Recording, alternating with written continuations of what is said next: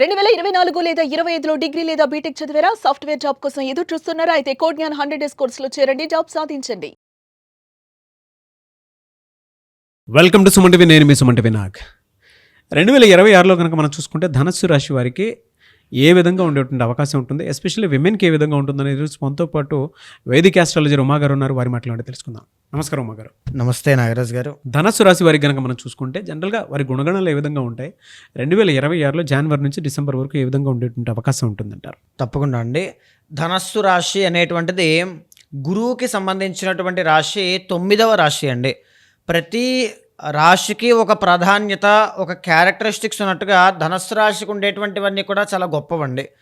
ఇక్కడ ఏంటి అంటే చిన్న వయసు నుంచి వీళ్ళకి నాయకత్వ లక్షణాలు అనేటువంటివి చాలా ఎక్కువ ఉంటాయండి. ధనస్సు రాశిలో ఎవరు జన్మించినా 10 మందికి సహాయం చేయాలి, తన దగ్గర ఉన్నా లేకపోయినా అది దేవుడికి కానీ, ఎందుకంటే 9వ స్థానం స్పిరిచువల్ అండి, పూర్వపుణ్యస్థానము. సో ఇక్కడ ఏంటి అంటే ధనస్సు రాశి వాళ్ళు సహజ సిద్ధంగానే పూర్వజన్మలో గొప్ప గొప్ప పుణ్యాలు చేసి సుఖాన్ని అనుభవించడానికి, 10 మందికి సేవ చేయడానికి, కొంతమందితో మాటలు పడడానికి ఇవి కూడా ఉంటాయి. సో వీటన్నిటి కోసం జన్మించినటువంటి మహానుభావులు అన్నమాట.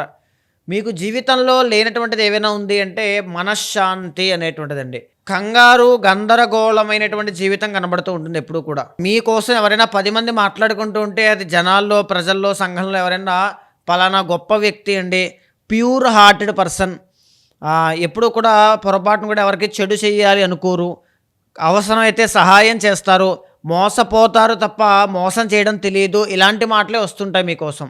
మీరు ఆ విషయంలో చాలా ప్రౌడ్గా ఫీల్ అవ్వచ్చు. మీకోసం చాలా మంచిదండి ఆ విషయం కూడా. అయితే విద్య విషయంలో మీకు ఆటంకాలు చాలా ఎక్కువ అండి, ఈ మాట వాస్తవం. అంటే చదువుకునేటప్పుడు ఏదైనా వాహన ప్రమాదాలు కావచ్చు, లేకపోతే కాన్సన్ట్రేషన్ లేకపోవడం కావచ్చు, ఇంట్రెస్ట్ లేకపోవడం కావచ్చు, విద్యలో చాలా ఆటంకాలు ఎక్కువ వస్తాయి. బట్ తర్వాత రియలైజ్ అవుతారు, అనవసరంగా నేను అప్పుడు చదువుకోలేదు, చదువుకుని ఉంటే ఇప్పుడు ఎంత వస్తుంది, నాకు అప్పుడు చదువుకుని ఉంటే నాకు 1,10 లక్షల పైన వచ్చేదేమో, అనవసరంగా వేస్ట్ చేశానని తర్వాత రియలైజ్ అవుతారు. కానీ అప్పటికి చాలా సమయం దాటిపోతుంది. ధనస్సు రాశి వాళ్ళు విద్యార్థులు ఎవరు చూస్తున్నారని చెప్పే మాట ఒకే ఒకటండి, ఇప్పుడు మీ సమయాన్ని వేస్ట్ చేసి మీరు సరిగ్గా కాన్సన్ట్రేట్ చేయకపోతే, కొన్ని వందల వేల మంది జాతకాలు చూసిన ఎక్స్పీరియన్స్తో చెప్తున్నాను, తర్వాత మీరు చాలా బాధపడతారు. సో మీ చదువుకి సంబంధించినటువంటి దాంట్లోకి, వృత్తుల్లోకి మీరు వెళ్తారు కాబట్టి 100% విద్య మీద ఎక్కువగా కాన్సన్ట్రేట్ చేయండి. మీ సిబ్లింగ్స్తో మీకు ఈ యొక్క ఒత్తిడి అనేటువంటిది కనబడుతుంది. ఏంటంటే మీ యొక్క అన్నదమ్ముల మధ్యలో కానీ, అక్క చెల్లెమ్మల మధ్యలో కానీ కలహాలు అనేటువంటివి వచ్చే అవకాశాలు ఎక్కువగా ఉంటాయండి. ఎక్కువ దేనివల్ల అంటే ఎలిగేషన్స్ వల్ల, అంతే, ఏమి ఉండదు. చిన్న చిన్న ఈగో క్లాషెస్ అంతే, అంతకుమించి ఏమి ఉండదు. వాటిని మీరు సరి చేసుకుంటే అన్నీ బాగుంటాయి. చతుర్థాధిపతి గురుడు అండి, విదేశీ యోగాలు అనుకూలిస్తాయి. ట్రావెలింగ్స్ చేసేటప్పుడు కాస్త జాగ్రత్తగా ఉండాలి. పుత్ర సంతాన యోగము అనేటువంటిది వీళ్ళకి కలుగుతుంది. కాకపోతే సంతానము విషయంలో హెల్త్ ఇష్యూస్ అనేటువంటివి ఉంటాయండి. ఈవెన్ ధనుస్సు రాశి వాళ్ళు విమెన్ ఎవరైనా చూస్తున్నా సరే సంతానానికి సంబంధించిన హెల్త్ ఇష్యూస్ రాకుండా మీరు జాగ్రత్త పడాలి. ప్రేమ వ్యవహారాల్లో ఇబ్బంది పడడం, బ్రేకప్స్ అనేటువంటివి సెవరల్ బ్రేకప్స్ అవుతాయి అన్నమాట. అంటే రిలేషన్స్ విషయంలో ఇబ్బందులు అనేటువంటివి ఎక్కువగా అవుతూ ఉంటాయి. హార్మోనల్ ఇంబ్యాలెన్సెస్ కానీ, డయాబెటీస్ కానీ చిన్న వయసులో వచ్చే అవకాశాలు ఎక్కువగా ఉంటాయండి. ఎక్కువగా కిడ్నీ సంబంధించినవి, ఫ్యాటీ లివర్ సంబంధించినవి కూడా, వీటి విషయాల్లో కూడా మీరు చాలా కేర్ఫుల్గా ఉండాలి. ఆడవాళ్ళ విషయంలో ఎలిగేషన్స్ వచ్చేటువంటి అవకాశాలు మీ మీద ఎక్కువ ఉంటాయి.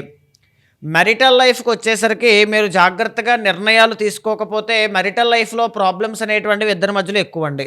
అది పెద్దగా ప్రాబ్లం అయితే కాదు, కుటుంబ పరంగా వచ్చేటువంటి ప్రాబ్లమ్స్ వల్ల, లేకపోతే మీరు ఒక చోట ఉండడం, మీ భార్య లేదా భర్త ఇంకొక ప్లేస్లో ఉండడం, జాబ్ కోసం, బిజినెస్ కోసం ఇలా దూరం అవుతారు. కాబట్టి ఆ అవకాశం ఉంది కాబట్టి జాతకాలు చూసుకుని పెళ్లి చేసుకోవడం చాలా మంచిది.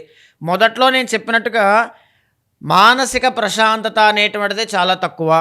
డైజెషన్ ప్రాబ్లమ్స్ అనేటువంటివి వస్తాయి. రెస్పిరేటరీ, ఆస్తమా, బ్రీతింగ్ ప్రాబ్లమ్స్ ఇలాంటివి వస్తాయి. కఫ సంబంధిత అంటే యొక్క జలుబు, రొంప, దగ్గు ఇలాంటివి అన్నమాట. సో వీటి విషయాల్లో కాస్త జాగ్రత్తగా ఉండాలి. లీగల్ లిటిగేషన్స్ కానీ, వాహన ప్రమాదములు కానీ, అప్పుల విషయంలో అజాగ్రత్తతో ముందుకు వెళితే 100% ఇబ్బంది పడతారండి బలంగా. కాబట్టి ఇలాంటి గుణగణాలు ఉండేటువంటి ధనుస్సు రాశి వాళ్ళకి నాగరాజు గారు 2026వ సంవత్సరంలో గ్రహాల యొక్క ట్రాన్సిట్స్ ఆధారంగా ఎప్పుడెప్పుడు ఏ విధంగా ఉంది, ఎక్కడ జాగ్రత్తగా ఉండాలి మనం చూస్తే 2026 జూన్ 1వ తారీఖు వరకు కూడా గురువు అనేటువంటి ఆయన మీకు రాజయోగాన్ని ప్రసాదిస్తున్నారండి. అంటే గురువు అనేటువంటి ఆయన సప్తమము అయినటువంటి మిథునంలో ఉంటారు కాబట్టి వివాహము కానిటువంటి ధనుస్సు రాశి వాళ్ళకి వివాహం అవుతుంది.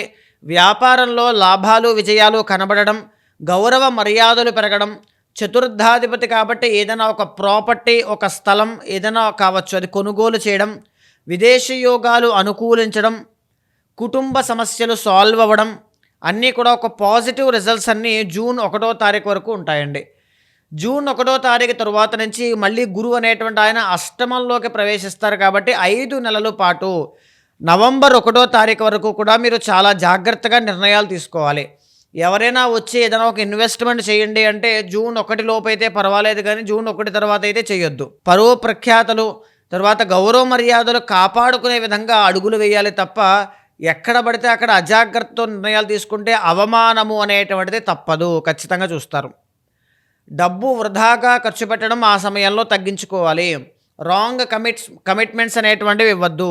జూన్ 1 దాకా టైం బాగుంది కాబట్టి జూన్ 1 తర్వాత కూడా అలాగే ఉంటుందని అనుకోవద్దు. అయితే నవంబర్ 1వ తారీఖు వరకు ఆ విధంగా ఉంటే నవంబర్ 1 తర్వాత మళ్ళీ గురుబలం పెరుగుతుంది.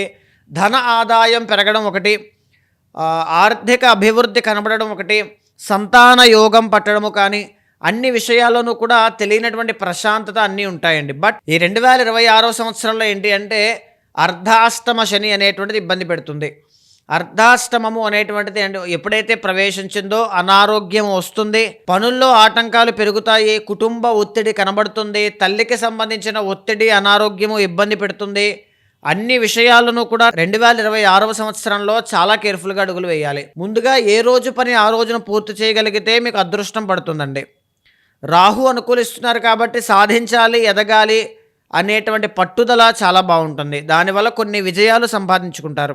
ఈ సంవత్సరంలో మానసిక ప్రశాంతత అనేటువంటిది చాలా తక్కువ. సంపాదించిన డబ్బులు విపరీతంగా ఖర్చు అవుతాయి, ఖర్చు అవ్వడానికే డబ్బులు వస్తున్నాయేమో అనేటువంటి విధంగా భావన కలుగుతూ ఉంటుంది. కొన్ని సందర్భాల్లో రాబడి కూడా తగ్గుముఖం పడుతుంది. కాబట్టి ఎర్నింగ్స్ మీద ఎక్కువగా ఫోకస్ చేయాలి. తొందరపాటు నిర్ణయాలు తీసుకోకూడదు, రాంగ్ ఇన్వెస్ట్మెంట్స్ అనేటువంటిది పెట్టుకోకూడదు. ఈ సంవత్సరంలో ధనుస్సు రాశి వాళ్ళకి 7 నెలల పాటు గురుబలం యోగిస్తుంది కాబట్టి అత్యధికంగా యోగించి శుభవార్తలు విని శుభకార్యాలు జరిగి జీవితంలో సక్సెస్ అయ్యి ధనలాభాలు కలిగి కొన్ని డబ్బులు సంపాదించుకుని సేవ్ చేసుకునేటువంటి అవకాశాలు ఉన్న రాశుల్లో 2వ రాశి ధనస్సు రాశి చాలా పాజిటివ్గా ఉంది. కాబట్టి ఈ యొక్క అర్ధాష్టమ శని దోషం నుంచి బయటకు వచ్చే ప్రయత్నం చేస్తూ బద్ధకాన్ని నిర్లక్ష్యాన్ని పక్కన పెడుతూ సూర్యోదయం కంటే ముందే నిద్ర లేచే ప్రయత్నం చేస్తూ కాళీదేవికి సంబంధించినటువంటి శ్లోక పారాయణ చేసుకోండి. దానివల్ల 2026 అనేటువంటి చాలా శుభదాయకమైన ఫలితాలు కనబడతాయి. చాలామంది అండి అంటే 2026లో ఇప్పుడు మీరు చెప్పిన దాని ప్రకారం వ్యక్తిగత జాతకం ఏ విధంగా ఉందో తెలుసుకోవడానికి అంటే జాగ్రత్తలు తీసుకోవడానికి ఇంట్రెస్ట్ చూపిస్తూ ఉంటారు. అలాంటి వాళ్ళు మిమ్మల్ని అప్రోచ్ అవ్వాలంటే ప్రాసెస్ ఏంటి? తప్పకుండా అండి. మనం మాట్లాడుకునేటువంటి గ్లోబలైజ్డ్ ఫలితాలు ప్రొడిక్షన్స్తో పాటుగా 2026లో వ్యక్తిగత జాతకంలో ఉండేటువంటి మహాదశ, అంతర్దశ, నవాంశ, దశాంశ లేకపోతే రాశి చక్రంలో ఉండేటువంటి గ్రహాల కలయికలు ఎలా ఉన్నాయి, ఎక్కడెక్కడ ఆ ఆస్పెక్ట్స్లో ఏ ఏరియాస్లో మీరు జాగ్రత్త పడాలి అనేటువంటి ప్రతి అంశము కూడా డీప్గా చర్చించుకునే విషయంలోనైనా వాటికి సంబంధించిన శాంతి పరిహారములు ఆచరించేటువంటి క్రమంలోనైనా నన్ను సంప్రదించాలి అనుకుంటే కింద కనిపించే నెంబర్కి కాల్ చేస్తే మా వాళ్ళు మీకు పూర్తి వివరాలు అందిస్తారు.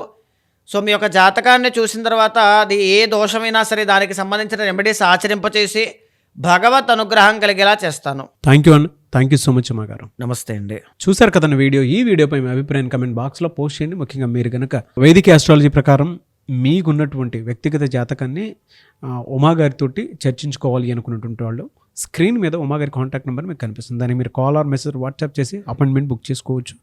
ఈ వీడియోని లైక్ చేసి షేర్ మాత్రం తప్పకుండా చేయండి. ఇలాంటి మరిన్ని వీడియోస్ కోసం మా ఛానల్ ఫాలో అవ్వండి. Thank you.